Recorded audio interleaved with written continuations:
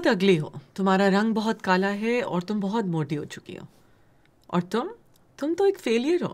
تم نے آج تک جب بھی کوئی پروجیکٹ سٹارٹ کیا ہے تو اس میں تو ہمیشہ فیل ہوئے ہو.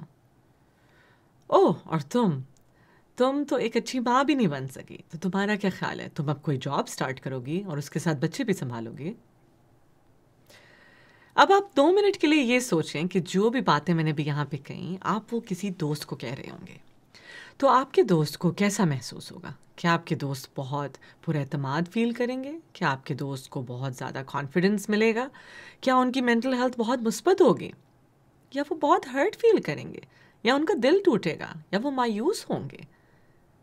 اور شاید وہ ڈپریشن اور انگزائٹی کا شکار بھی ہو سکتے ہیں. تو ہوتا کیا ہے کہ عام طور پہ ہم لوگ دوسروں سے یہ باتیں نہیں کرتے، مگر ہمارا اپنا برین ہم سے یہ ساری باتیں کر رہا ہوتا ہے. سائنس نے اس کو ایک نام دیا ہے جس کے بارے میں آج ہم بات کریں گے، جس کا نام ہے جی automatic negative thoughts. Automatic negative thoughts ہیں جی اپنے آپ آنے والی منفی سوچیں.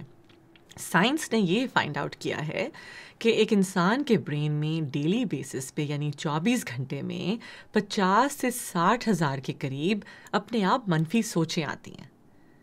اب آج جو ہم بات سیکھنے لگے وہ یہ کہ ہر آنے والی سوچ سچ نہیں ہوتی. کیونکہ سوچیں کہاں سے آتی ہیں؟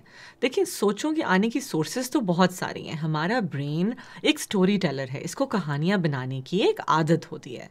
تو جب آپ ٹی وی دیکھتے ہیں یا کتاب پڑھتے ہیں یا کسی دوست سے بات کرتے ہیں یا جاب پہ کے جو کام ہوا، ان سارے سینسری انپٹس کو ملا کر آپ کا برین ایک سٹوری جنریٹ کرتا ہے، کہانی بناتا ہے.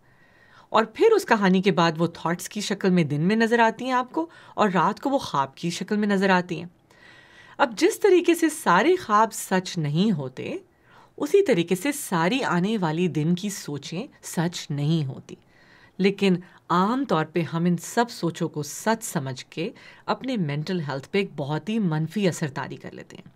تو آج جو ایک بہت امپورٹنٹ بات جو ہم سیکھنے والے ہیں وہ یہ ہے کہ ہمارے جو خیالات ہیں ان کا ڈائریکٹ اثر ہوتا ہے ہماری مینٹل ہیلتھ کے اوپر. یعنی اگر ہمارے خیالات مثبت ہوں گے تو ہماری مینٹل ہیلتھ مثبت رہے گی، مگر اگر ہمارے آنے والے تمام خیالات منفی ہیں اور ہم ان منفی خیالات کا یقین کر لیتے ہیں تو پھر ہماری مینٹل ہیلتھ یقینی طور پر منفی ہوگی. اب اس بات کو میں کلیئر کرنا چاہوں گی کہ خیالات تو آتے ہیں اور منفی سوچیں آتی ہیں، مگر ان تمام سوچوں کو یہ جاننا کہ وہ تمام سوچیں سچ نہیں ہیں، یہی ایک پہلا سٹیپ آف پروگریس ہے. یہی آگے بڑھنے کا ایک پہلا سٹیپ ہے، یہ ریکگنائز کر لینا کہ ہماری تمام آنے والی سوچیں سچ نہیں ہوتی. ہمیں ان تمام سوچوں کو سچ سمجھ کے یقین نہیں کر لینا اور ان کو اپنی مینٹل ہیلتھ کا حصہ نہیں بنا لینا.